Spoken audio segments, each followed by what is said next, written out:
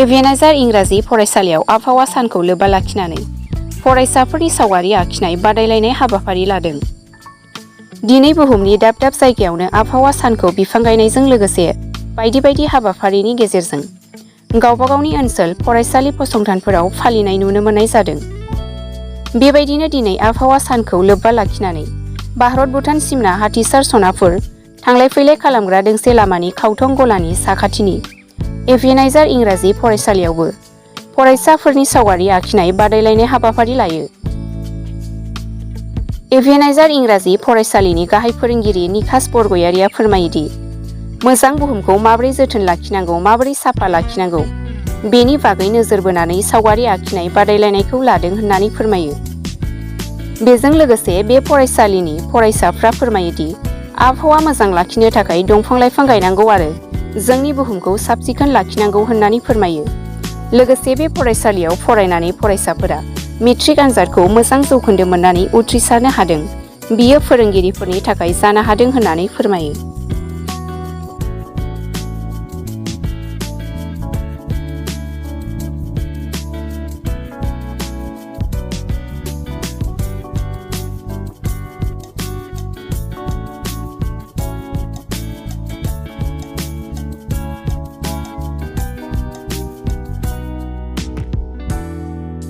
First of all, good morning to all. I am Abhishek Thakur, the student of Ebenezer English School, class 9. Today I am standing here to deliver some words regarding on the topic of World Environmental Day. So first, before going on this topic, let us discuss what is meant by environment. So environment can be termed as anything or everything around us is called environment. That means anything like school, plants, trees, stones are a part of our environment. So now we have understand what is meant by environment. Now let us discuss why do we celebrate World Environmental Day. So we celebrate World Environmental Day because to make the peoples aware about the harmful causes of the plastic, about the importance of the trees, plants, about our environment. Because plastic are, as we know, plastics are non-biodegradable. That means it cannot be broken down into simpler substance.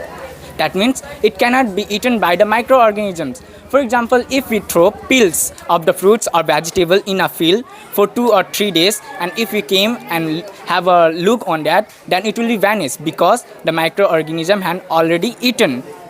But if we throw a plastic cover or something else, then it will not be vanished because the microorganism doesn't eat because it cannot be broken down into simpler substance. So we celebrate Environment Day to make the peoples aware about the harmful causes of the plastic. This day was founded by the UNO. UNO means the United Nations of Organization.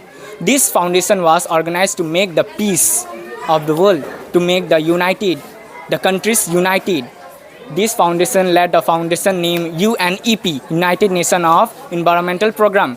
On this program, the UNO make the peoples aware about the harmful causes of plastics. So I would like to say that we should be aware about the plastic and we should reduce our uses.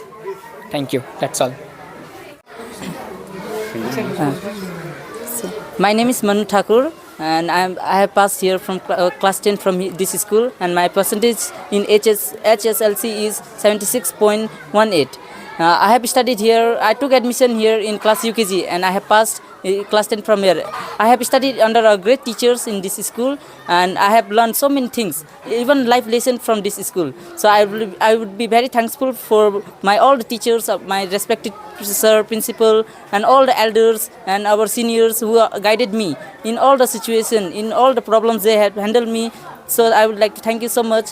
This school have taught me so much things that I can do. Achieve so many things in my future. So I would like to thank personally to them. Thank you so much. Yeah, I have done hard work, but more than me, I think I can say that my teachers, they have done hard work for me. So I would like to thanks for them. This is their achievement. This is not my achievement. They have done all the things for me. So I would like to give all the credit to them. My hobby is to watch television, especially news, and to play cricket as well to keep myself fit. Yeah, it is simple. I can say that it is my simple advice. It is simple to score good. Just you have to be patient, you have to be disciplined, and you have to be connected with the teachers.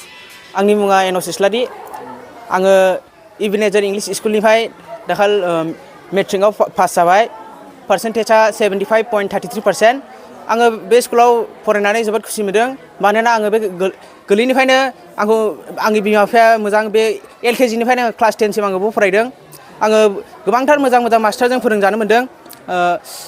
आङो बे स्कुलाव फरायनानै गोबांथार नलेजफोर मोनदों आरो आङो दा जोबोद खुसि मानो होनब्ला बिथांमोननि जोंनि मोजां मास्टारफोरनि दुवारै आङो दा बे क्लास 10 खौ पास जाबाय मोजां मार्क्सजों। बेनि थाखाय आं जोंनि स्कुलनि टिचार्सफोरखौ प्रिन्सिपालखौ गासैखौबो हामबाय होनाय थाबाय। फरायनायालाय आङो घन्टा हिसाबाव फरायफिनाखैमोन, ओरैनो 45 मिनिट 50 मिनिट बिदि फरायोमोन। आं मानो एफा गोबां मार्क्स मोनदों होनब्ला आंनि मास्टारनि दुवारै मास्टारफोरनि एक्सप्लेनेसननि दुवारै आङो मोजां बुजिनानैसो लिरनो हादों। नोंनि हबिया मा थांखि? आंनि हबिया watching television, reading books etcetera. बेखौहाय साक्सेस जानो थाखाय माबायदि फरायलांनांगौ होनना सानो नोङो? आं सिगाङावनो आंनि एम्बिसनखौ बुंनो गोसो जादों। आंनि एम्बिसना जाहैबाय प्रफेसर।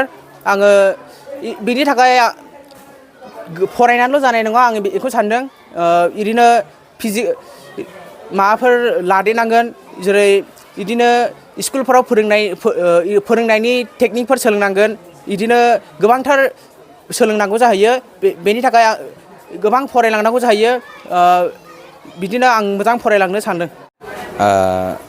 जोंनि बे आखिनायनि प्रग्राम आर्ट्स कम्पिटिशननि मेन उद्देश्यआ जाहैबाय जोंनि गथ'फोरखौहाय बे जोंनि जिनोखि मोजां बुहुम, बे बुहुमखौ जोङो माबोरै जोथोन लानांगौ, माबोरै साफा लाखिनांगौ, माबोरै खेल खालामनांगौ, जाहाथे बेनि सोमोन्दै बिसोरो सोलोंनानै लाखिनो हायो, बेखौ नोजोर बोनानै जों दिनैनि बे आर्ट कम्पिटिशनखौ लानाय जादों। जायफ्रा बेबायदि दिनैनि बे समावल' दंफां लाइफां गायनानै दिन्थिदों, गायखांनायनि उनाव बिनि सायाव जेबो जोथोन लाया, आं सानो बियो गोरोन्थि।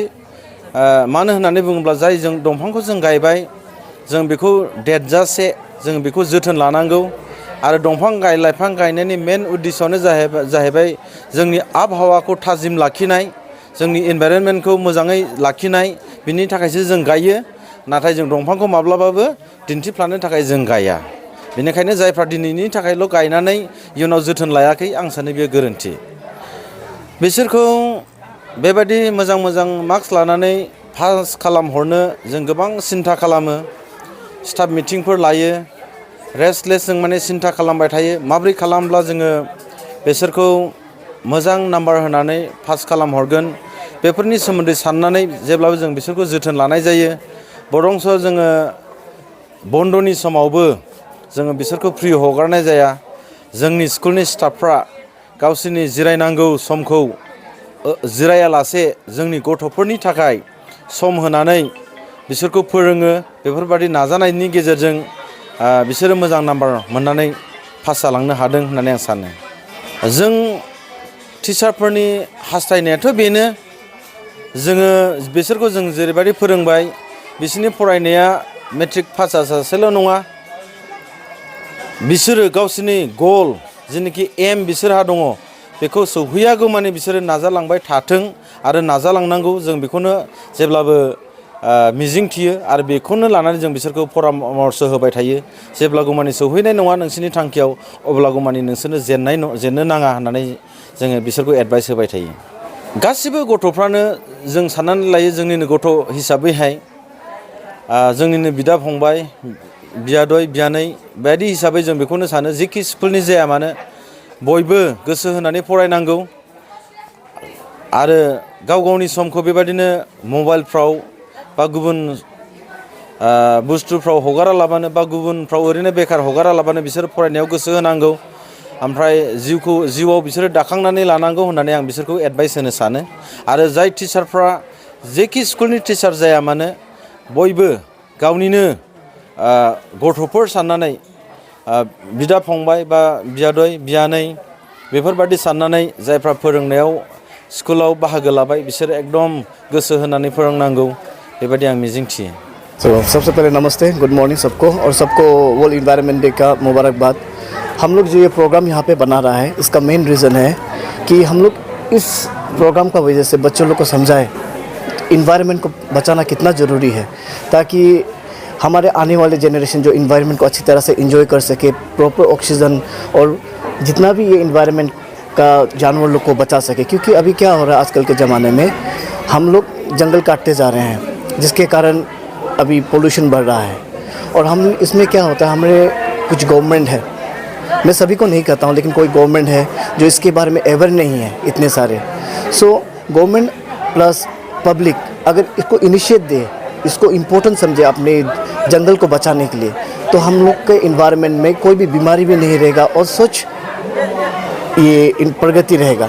तो उसके लिए ये प्रोग्राम हम लोग ने सेट किया है जिसके कारण बच्चे लोग को अच्छी हेल्थ फैसिलिटीज़ मिले और आगे बढ़ के उसका तंदुरुस्त और जीवन अच्छा रहे। आफ्टर ये कंप्लीट हम लोग की ड्राइंग के बाद में हम लोग लास्ट ईयर भी पौधा लगाया था, इस बार भी हम लोग पौधा लगाएंगे।